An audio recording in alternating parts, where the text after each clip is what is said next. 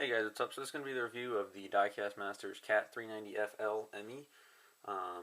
Model's made in 1/50th scale. It's pretty much brand new. Came out, I don't know, like a week or so, 2 weeks ago. Um, got off of 3000toys.com. Retails for $129 and change, so $130 pretty much, which isn't bad. Honestly, for a 90-ton excavator, a Caterpillar, to be under $200 with the level of detail that this particular model has, I price wise, I think you honestly can't beat it.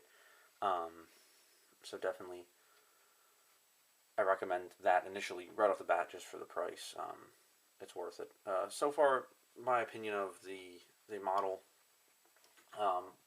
Before I start anything, this model isn't stock. Like it is out of the box. I've done a couple things to it already. One thing you may be able to notice already in the video is that there is no more operator in the cab. And if you follow me on Instagram, if you don't, go ahead and do that. But if you do already, then you know that I have already fixed the range of motion on the boom, the digging depth. I've already fixed that. And in this, I'll show you quickly how to fix that. It's a very easy, quick fix. If you have like a Dremel, it's a very easy fix to do, and it gives the model pretty much full range of movement. And it just makes it better because out of the box, it sucks, to be flat out, the digging depth. Because an excavator like this machine, an LME version, like this is something that would be up on a bench, more or less, digging, and you definitely want to be able to dig down. Not that it's like a sewer machine, but it's you just as a collector, I want full range of movement on a model that I spent $130 on, or any model for that matter. I'd like it to be as realistic as possible, and range of movement is a key thing for me at least.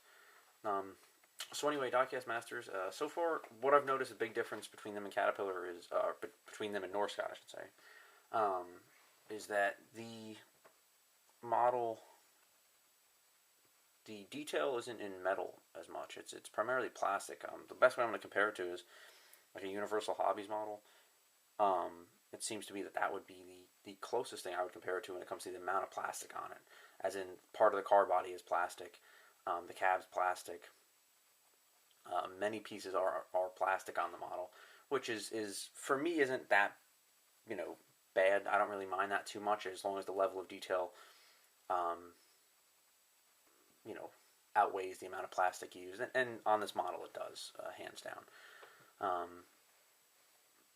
Quickly, I'll show you the things that are metal on the model are honestly the track frames. Rear end of the car body is metal, except for some pieces. The opening door is plastic.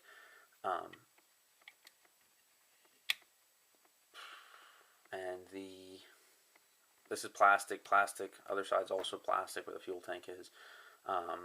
Boom, stick, and bucket are metal, along with the linkage, and obviously the pistons are also metal. That is it on the model. Oh, in the bottom of it, the actual base of the car body itself is metal, along with the walkways here. Everything else is plastic. But honestly, it's not that big of a deal to me because, again, the level of detail on this, compared to older Norscot models, definitely stands out. So far, Diecast Masters has proven itself with price and level of detail in their models. So anyway, I'll get right into it. First off, which everybody probably wants to know, is how do you fix the digging depth? So, easiest way I can explain it to you is right there where you see that silver pin. If it'll focus. That is where the boom and boom cylinders mount to the superstructure of the machine.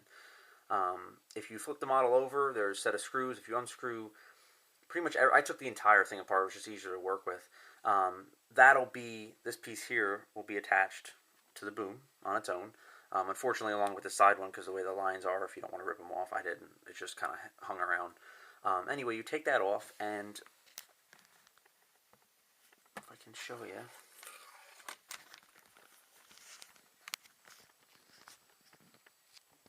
Right, if it'll focus.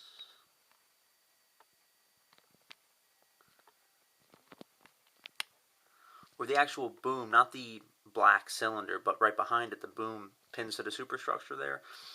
under there's a tab, and that tab isn't as far down. It's farther down now than it was when it was initially out of the box. That you take a Dremel and you grind that down.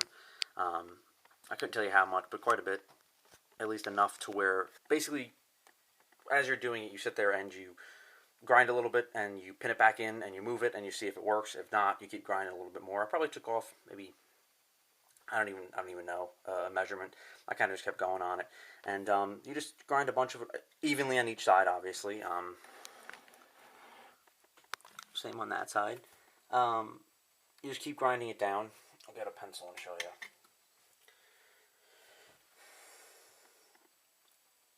This piece right here, you grind that down, that little tab, and basically you have to take all the pins out. The cylinder pin here you pop out, and you have to drill. It's a rivet for the boom, and you take that out. It's very easy to take out. Make sure you don't over drill it so you can use it again, like I have. Been able to reuse it. Pop it out, take it off, and you'll get this entire boom mount piece itself on its own. And then when you have that on its own, take your Dremel. Sandpaper will not work. It is metal. So use a Dremel with like a cutting head tip and sit there and just kind of grind them evenly on each side, this side and the other one over here, and grind them down quite a bit, I would say, and then pin the boom back in. You don't need to use the cylinders. Pin the boom back in and just see how far it goes down. For anyone that has it that was thinking about cutting the cylinders, do not. They are perfect length. They actually have no issue. It's the little tab in here that is what causes the entire problem of the digging depth. So anyway, that is the easiest, that is the fix for it. That's about as simple as it gets. Along with taking the entire model apart, I ended up having the whole cab out, and the top of the cab comes off. Let me zoom back out. The cab comes off and whatnot. Door actually falls off because it does open. Anyway, in that position, I actually just took my fingers and popped the little man out of the cab. It's simply his butt is glued to the seat. If you do it very gently, you won't pull off any paint or plastic coating on the gray coating on the seat, and nothing gets ruined, and it's very easy to get out. Unfortunately, it honestly just looks better without him. I mean, some people like him. Honestly, I don't. I think it makes the model look unrealistic. I mean, yeah, it's a model. It's not real, but at least when you take pictures, I've seen some models, when people weather them and put them in a real situation, say actually, outside and whatnot, you take a really good picture, you can make the model look real if the model itself has enough detail. And with a plastic neon guy inside, it definitely defeats or kills that option. So very easy to pop out. If you saw my Instagram picture, I put him in a porta potty, so good place for him. Anyway, so now I'll show you range of movement on the model. Boom goes up quite a bit.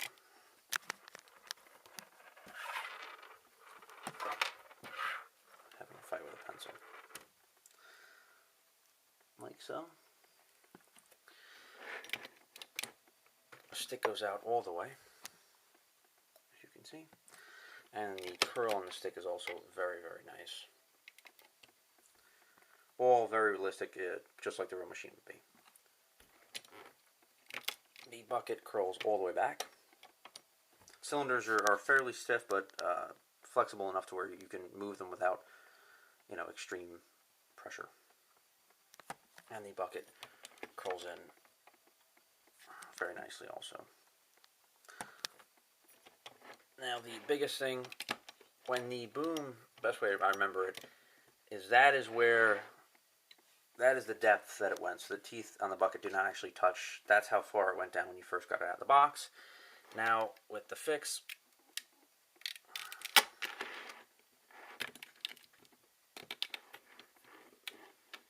it's a little stiff, but it now does that. Probably could have went a little bit more, but honestly, that's more than enough for myself. And I'll show you here the kind of digging depth you're getting on it.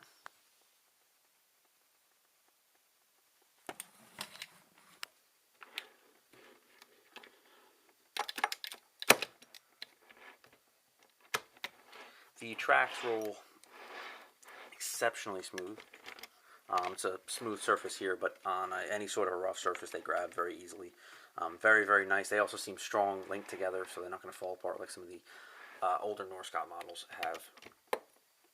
I like the black bucket. Really makes it stand out. I believe they're actually E-Series cabs, but on the F-Series models. But they're very, very nice. The cab door does open. Get my fingernail in there. There we go. Which, with the cab door opening, it allows you to see inside of the cab, which actually is quite a bit of detail. You can't really see it in the camera, but it says CAT on the back of the seat, all joysticks and everything. It really is actually quite a detailed cab. And the door opening is a really nice feature. Cab guard's kind of crappy. It's just a piece of plastic, obviously, but it doesn't really look that great, but it it's not bad with the lights and whatnot. Warning sign on the stick. There's also one on the back of the counterweight. Come around the machine. Plastic, but great graphics, decals. The engine doors where the grills are also painted black, so it looks nice and kind of stands out. Coming around the back of the machine, there's a little light right there to the left. There's a piece sticking up above the counterweight. That's very, very delicate, so if you take the model apart, watch out you don't hit it. I hit mine. It keeps bending forward. That is the very large F-Series counterweight. Well, on the 390. Not really a big fan of the F-Series, but I really like the bigger cat logo. But anyway, it's not a big deal. But it's very realistic. Come around the other side. Plastic. This entire piece is plastic. This doors here is plastic. But the actual counterweight and engine housing area is metal. Door here opens, which is nice. Allows for access to the inside of the machine to work on it and service the machine. That'd be cool if you got a little figure to stand in there, which would be nice. Door on top opens, also has a little kickstand, which I'll show you. Like that. And that shows quite a bit of detail inside where the engine is. The engine isn't incredibly detailed when it comes to like the 390. Someone asked me on Instagram what's the difference in detail from the CCM 390D and obviously the Diecast Masters 390F. The biggest thing is metal versus plastic. It's quite a big difference actually. Anyway, I think a lot of people actually bought this model, which is cool. For the price, it's not bad.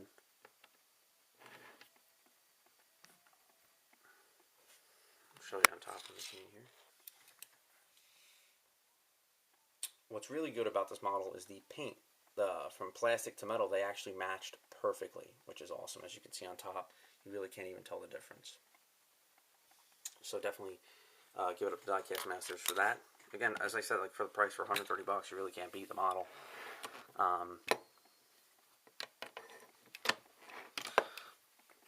It really is a nice model. But as I was saying, so the difference in detail from the CCM to this is honestly just that the detail on the CCM is all in metal. Handrails are all metal. Everything is, honestly. The cab door also opens and stuff. So it's not really a huge difference, but it's CCM limited edition, $300 versus mass-produced $130 model where you get plastic instead of metal. Honestly, it's not a bad deal. I definitely recommend this model, hands down. It's nice. It's a bang for your buck. It seems like CCM's gonna be, or Diecast Masters are gonna be doing a really good job when it comes to producing these models. So, unfortunately, the amount of plastic, like you just saw, if you noticed, I actually just popped that step out, but it's again easily glued back. Not a big deal. But I definitely recommend this model. If anyone has any questions, please ask in the comment section or on Instagram. I'll definitely answer you back and let you know anything you want to know. I have a picture on Instagram of the size comparison between the D-Series and the F-Series here. The CCM one's just a little bigger. It is in 1/48 scale versus 1/50th, like this model here. Anyway, really, honestly, $130 recommended. I know I said that plenty of times already, but really it is. I recommend the model. It's awesome.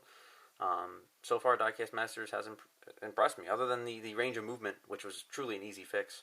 I think that definitely something that I would recommend. Like I said, detail. I mean, it's all over. Handrails, everything's painted correctly. Hydraulic lines running all over the entire machine. Everything's flexible and whatnot. It's a step up from what Norscot produced over the years for a Norscot price. So, anyway, thank you guys for watching. Any questions about how to fix it, ask me if I didn't cover it clearly enough in the video. Let me know what you think of this review in the comment section. And again, follow me on Instagram if you haven't already. The link will be in the description of this video. So, thanks for watching, guys. And check back in for new videos and an update on pretty much what I've been doing and what I've been up to and what's in store for YouTube and Instagram for my channel. Alright, I'll talk to you guys later. Thanks.